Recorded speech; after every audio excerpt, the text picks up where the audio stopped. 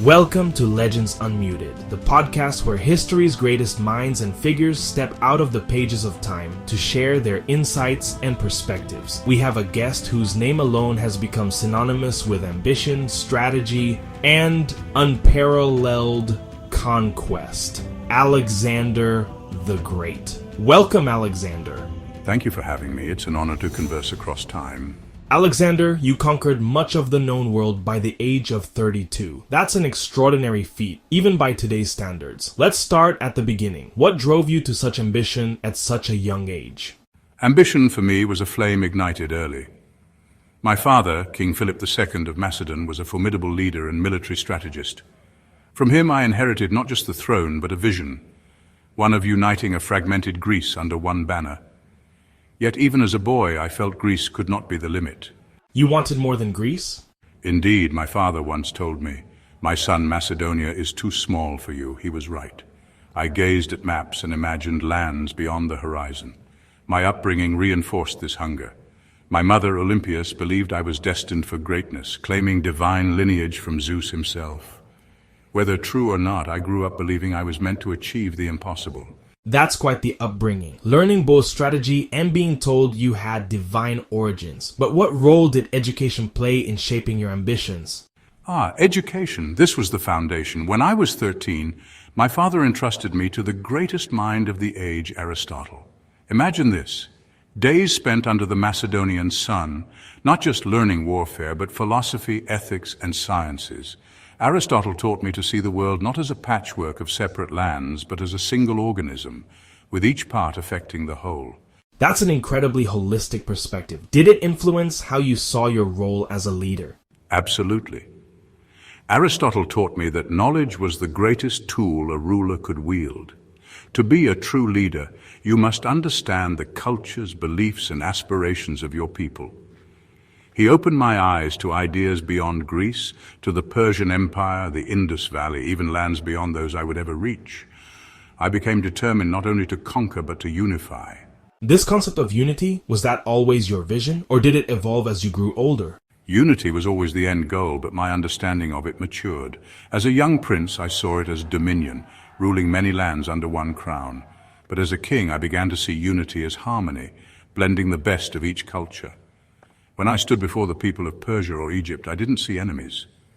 I saw an opportunity to create something greater than myself, a blending of worlds where East and West would become one. That's a profound perspective for someone in your era. But let's talk about your drive. Were there moments when ambition felt like a burden rather than a blessing? Oh, often. Ambition is a fire. It warms you, gives you purpose, but it can also burn if you lose control. There were times when my men grew weary, my advisors questioned my decisions, and even I doubted myself. Yet I pressed on because the alternative, settling for less than greatness, was unthinkable. You say settling for less than greatness. Do you believe ambition must always be tied to greatness? Not always. Ambition can take many forms. For me, it was the drive to carve my name into eternity. But for others, ambition may be to protect their family, build their community, or leave their mark in smaller ways. What matters is that one's ambition aligns with a purpose greater than oneself. You mentioned carving your name into eternity. Was legacy always a motivator for you? Yes, legacy was central. I knew the stories of Achilles, Hector, and the heroes of old. They lived on in the songs and memories of their people. I wanted the same, to be remembered not just as a conqueror, but as a creator of something lasting, something magnificent. A conqueror and a creator, two sides of the same coin, perhaps. Before we move on, one last question. If young Alexander could speak to his future self at the height of his conquests, what do you think he'd say? He would ask if it was worth it. And I, in turn, would tell him that the journey itself is the answer. The triumphs, the struggles, the lives changed, these are the true conquests. A great life is one that moves the world forward, even a little. Powerful words, Alexander. I think your story has already moved countless generations. Alexander, it's no secret that your campaigns left a profound impact on the world, but they also left a trail of destruction. Conquest, by its very nature, is violent. How did you reconcile the devastation of war with your vision of unity? A fair question, and one that I often wrestled with. War is a harsh instrument, but for me it was a means to an end. My ultimate goal was not chaos, but order, a higher form of unity. I believed that by breaking the old fragmented systems, I could pave the way for something greater. You mentioned breaking old systems. Can you give an example of where you saw this transformation occur? Take Persia, for instance. When I defeated King Darius III, I didn't simply impose Macedonian rule. I respected Persian traditions, adopted their dress, and even married Roxana, a Persian noblewoman, to show my commitment to blending our cultures. My intent was not to erase their identity, but to merge it with ours. Yet, there must have been resistance. Surely not everyone welcomed this blending of cultures. Indeed, there was resistance, both from the conquered and from my own men. Some Macedonians were angered by my adoption of Persian customs, seeing it as a betrayal of our identity, but I viewed it differently. To rule effectively, one must bridge divides, not deepen them. Unity comes from understanding, not domination. Speaking of your men, you demanded incredible sacrifices from them. How did you keep their loyalty amidst the hardships of endless campaigns? By sharing in their burdens. I ate the same rations, marched alongside them, and stood shoulder to shoulder in battle. When they bled, I bled. They knew I wasn't a distant king commanding from a palace. I was one of them, striving for the same vision.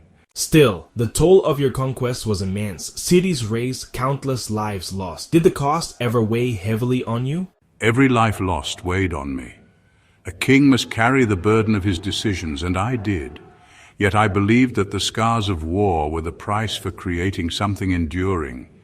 Think of Alexandria. Cities like that became beacons of knowledge and culture, places where the fruits of conquest could flourish. Let's talk about Alexandria. You founded over 20 cities named after yourself. Was this purely for legacy, or did they serve a greater purpose? Both, of course. There's a part of any ruler that seeks immortality through monuments.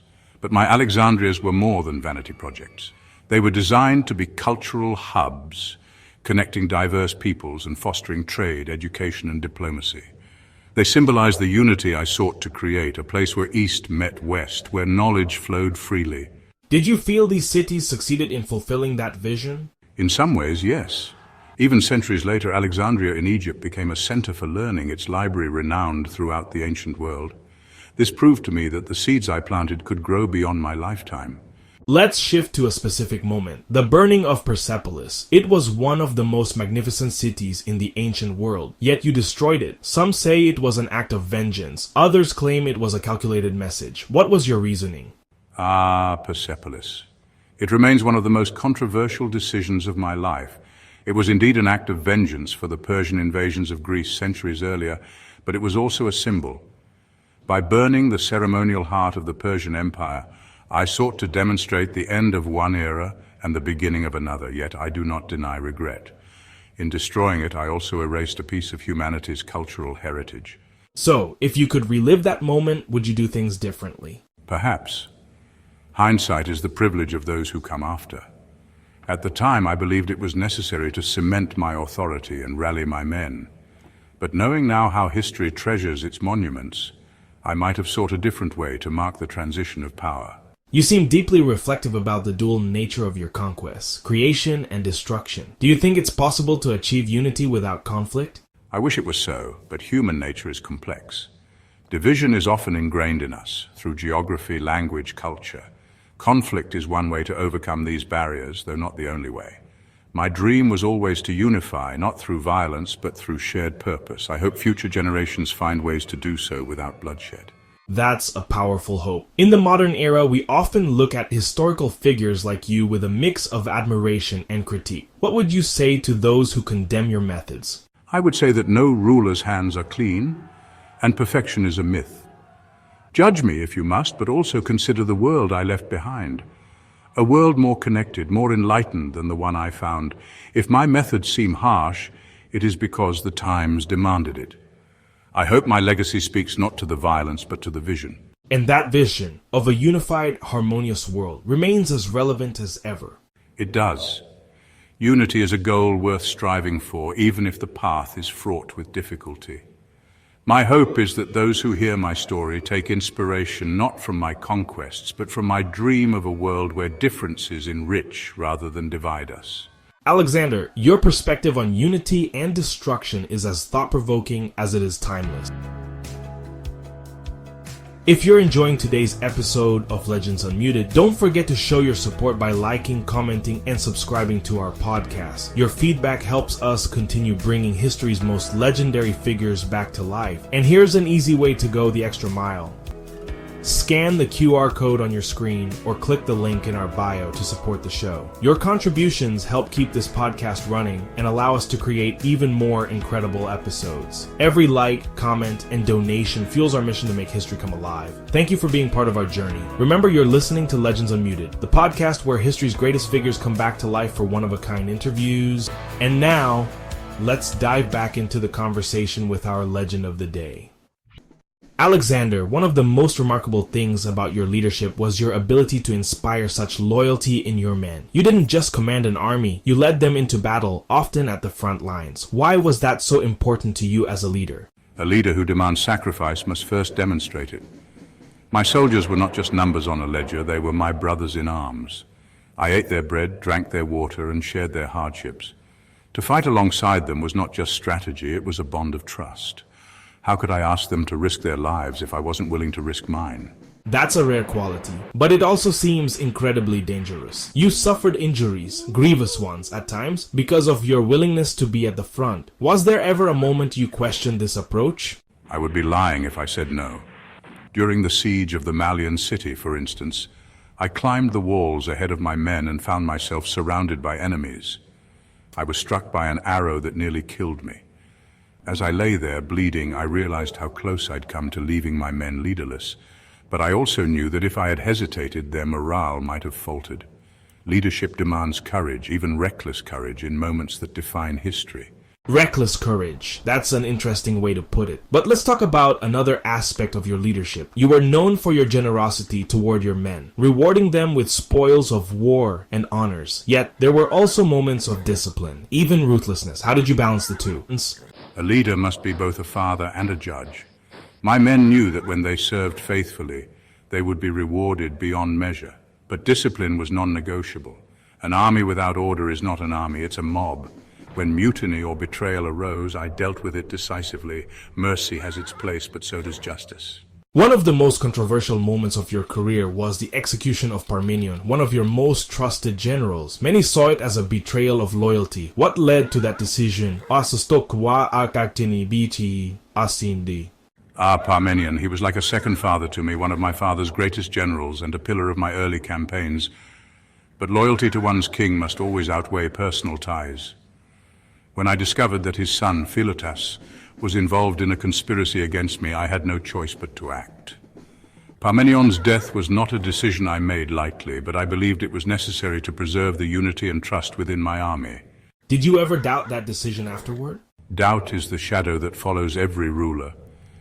Even now I wonder if there might have been another way. But in the moment, I acted to protect the greater whole.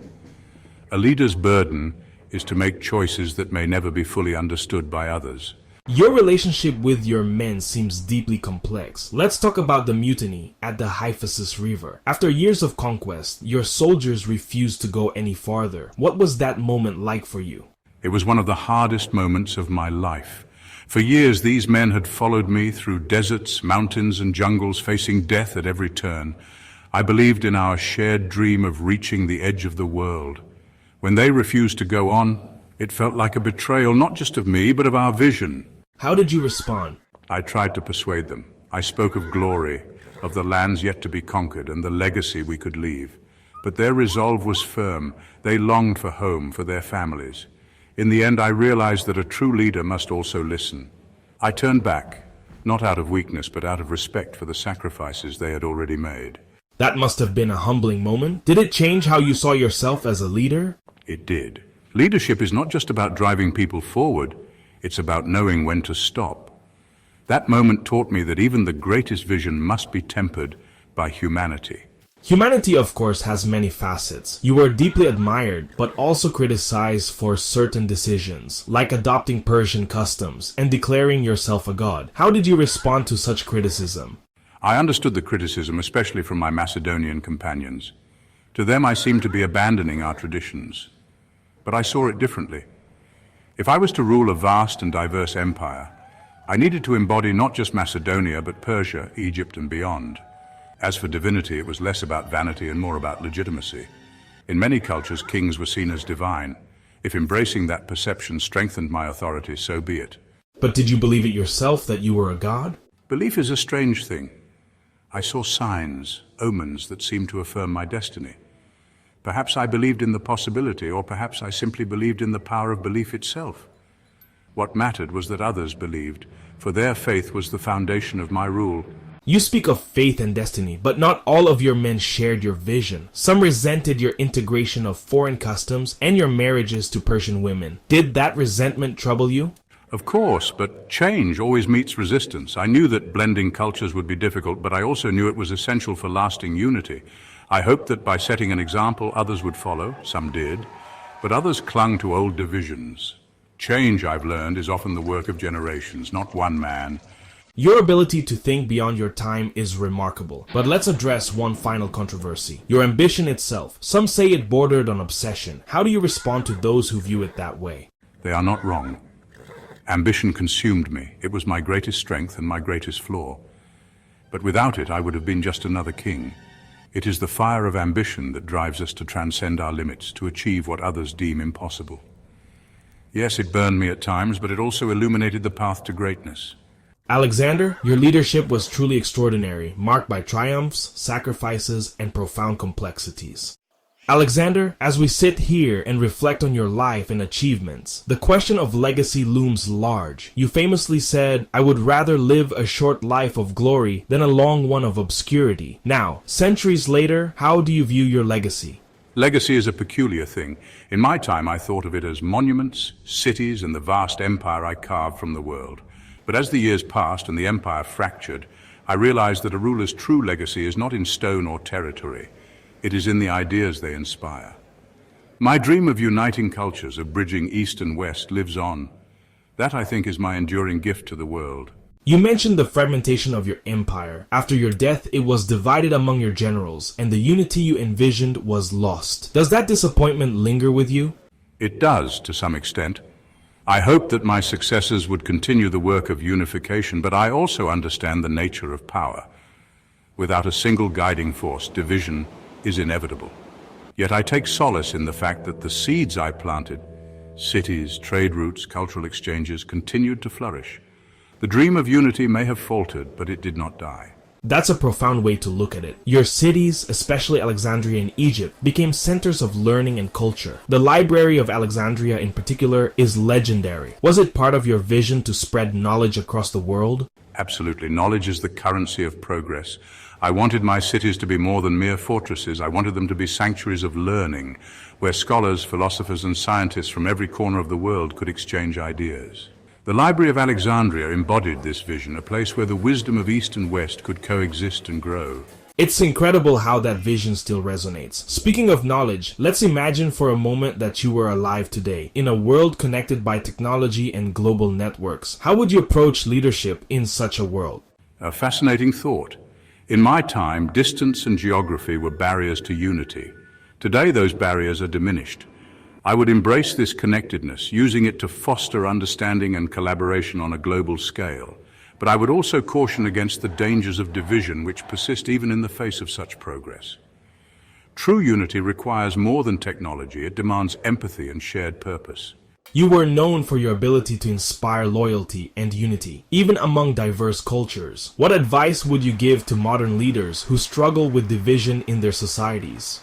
First, understand your people. Leadership is not about imposing your will. It is about aligning your vision with the aspirations of those you lead. Second, lead by example. A leader who sacrifices for their people earns their trust. Finally, embrace diversity as a strength, not a weakness. It is the blending of differences that creates resilience and innovation. Wise advice. But the modern world is also fraught with challenges. Climate change, political polarization, economic inequality. What lessons from your time could help us address these issues today? Many of the challenges you face are, at their core, issues of division and imbalance. From my time, I would offer the lesson of interconnectedness. Just as I saw the world as a single organism, modern societies must recognize that their actions ripple across borders and generations. Collaboration is the key to survival. But I would also caution against complacency. Great challenges require bold action, even in the face of resistance.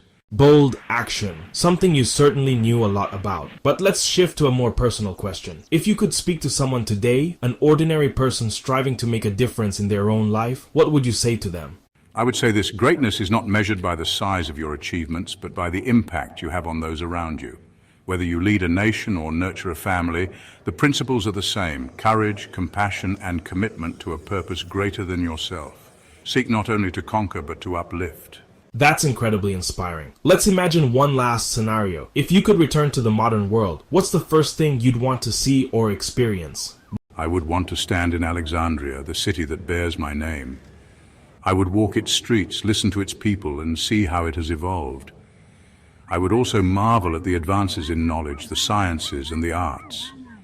To witness the heights humanity has reached would be a fitting culmination of my vision. Alexander, as we bring this incredible conversation to a close, I can't help but feel overwhelmed by the breadth of your achievements and the depth of your insights. You've given us a rare glimpse into the mind of a man who reshaped the world in ways that are still felt today. The honor has been mine. To revisit the triumphs and trials of my life in this way is a rare gift. It reminds me that the stories we leave behind are perhaps our most enduring legacy. And your story, Alexander, is one of the most enduring of all. But before we wrap up, I want to reflect on one of the most profound aspects of our discussion: your belief in unity. It feels like a recurring theme in your life, from your vision of a united empire to your approach to leadership and legacy. Unity is the foundation upon which all greatness is built. Without it, there is chaos, fragmentation, and decline. Yet unity is not the absence of diversity. It is the harmony of it. That is a lesson I tried to live by, though not always successfully. It's a lesson that still resonates in today's world. The challenges we face, climate change, inequality, political strife, demand a kind of unity that feels elusive. If you could address humanity as a whole right now, what would you say to inspire them? I would say this: remember that you are stewards of a shared world. Your borders, your differences, these are constructs that pale in comparison to the interconnectedness of your fate. Strive for understanding, for collaboration, and do not fear ambition, but wield it with wisdom. Powerful words. And as we imagine you walking the streets of Alexandria today, marveling at the progress of human civilization, is there anything you'd hope humanity hasn't forgotten? Courage. The courage to dream beyond your present circumstances, the courage to act in the face of uncertainty, and above all, the courage to pursue a vision not for yourself alone, but for generations yet unborn. Courage, vision, unity. These are lessons that transcend time. Alexander, it has been a privilege and a profound experience to speak with you. Thank you for your wisdom and for allowing us to walk in your footsteps, even briefly. Thank you. And may your listeners remember that each of them, in their own way, carries the potential to shape history. The torch of greatness is never extinguished. It is passed from one generation to the next. What a poignant thought to end on. To our listeners, thank you for joining us on this extraordinary journey. Today we've had the privilege of speaking with Alexander the Great, a man whose ambition, courage, and vision continue to inspire us across the centuries. If there's one takeaway from this conversation, it's that greatness is not bound by time or circumstance. Whether we lead armies, build bridges between cultures, or simply strive to leave the world a little better than we found it, we all have the power to contribute to a legacy larger than ourselves. On behalf of Legends Unmuted, I want to thank you for listening. If you enjoyed this episode, don't forget to subscribe, leave a review, and share it with others who might find inspiration in the wisdom of the past. And if you have ideas for other legendary figures you'd like to hear from, send us your suggestions. History is vast, and there's no shortage of voices waiting to be heard. Until next time, remember, the past may be silent, but its lessons are loud and clear, if we're willing to listen. Take care, and we'll see you on the next episode of Legends Unmuted. If you enjoyed this conversation, don't forget to like, comment, and subscribe. Your support not only helps us grow, but ensures that more people can experience the wisdom and wonder of history's greatest figures. Want to go the extra mile? Support us by scanning the QR code on your screen or clicking the link in our bio. Every contribution big or small, helps us keep these incredible stories alive and thrive. Until next time, this is Legends Unmuted, where history's voices come alive. Take care, and we'll see you tomorrow.